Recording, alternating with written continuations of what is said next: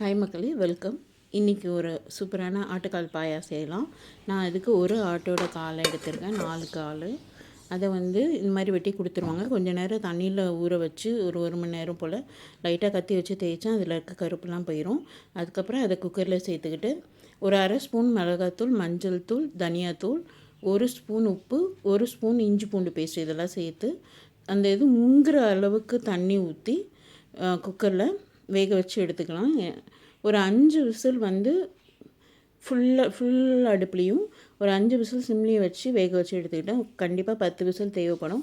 8 to 10 whistle pressure குக்கரோட இதுக்கு ஏற்ற மாதிரி தேவைப்படும்.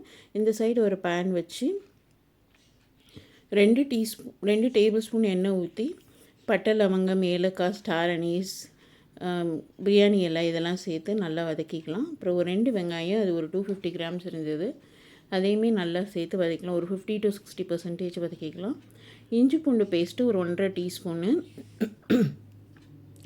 2 பச்சை மிளகாய். இது நல்ல காரமான பச்சை மிளகாய், அதனால் 2 சேர்த்துருக்கேன். உங்கள்கிட்ட இருக்கிறதுக்கு ஏற்ற மாதிரி சேர்த்துக்கோங்க.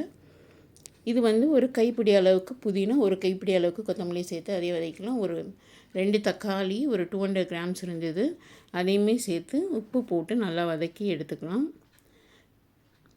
இப்போ இதுக்கு தேவையான மசாலா சேர்த்துக்கலாம். மிளகாத்தூள் ஒரு 3 ஸ்பூனு, மல்லித்தூள் அது ஒரு 3.5 ஸ்பூனு,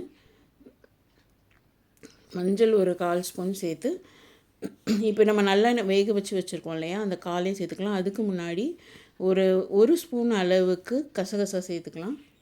நீங்கள் தேங்காயோடு சேர்த்து அரைச்சி ஊற்றணுன்னாலும் ஊற்றிக்கலாம், அது உங்களோட ஆப்ஷன். நான் அப்படியே சேர்த்துக்கிட்டேன். இந்த கால் வேக வச்சோம் இல்லையா, சூப்பராக வெந்துருச்சு. அதை இதோட சேர்த்துக்கிறேன். சேர்த்து நல்லா கொதிக்க வச்சா இந்த பக்கம் பார்த்திங்கன்னா ஒரு அரை முடி தேங்காவை 1 ஸ்பூன் சோம்பு போட்டு அரைச்சி வச்சுருக்கேன், அதையுமே இது சேர்த்துக்கலாம். சேர்த்து நல்லா ஒரு கொதி விட்டால் உப்பு அட்ஜஸ்ட் பண்ணி சூப்பரான ஆட்டுக்கால் பாயா ரெடி ஆயிரும். இது ஆர்கன் மீட்டு, அதனால் ஃபேட் அதிகமாக தான் இருக்கும். ஒன்ஸ் இன் அ வைல் எப்போயாவது நம்ம சேர்த்துக்கலாம். இது இட்லி, ஆப்பம், இடியாப்பம், தோசை இதோடலாம் சாப்பிட்றதுக்கு அட்டகாசமாக இருக்கும். நீங்களும் கண்டிப்பாக ட்ரை பண்ணுங்கள். தேங்க்யூ ஃபார் வாட்சிங்.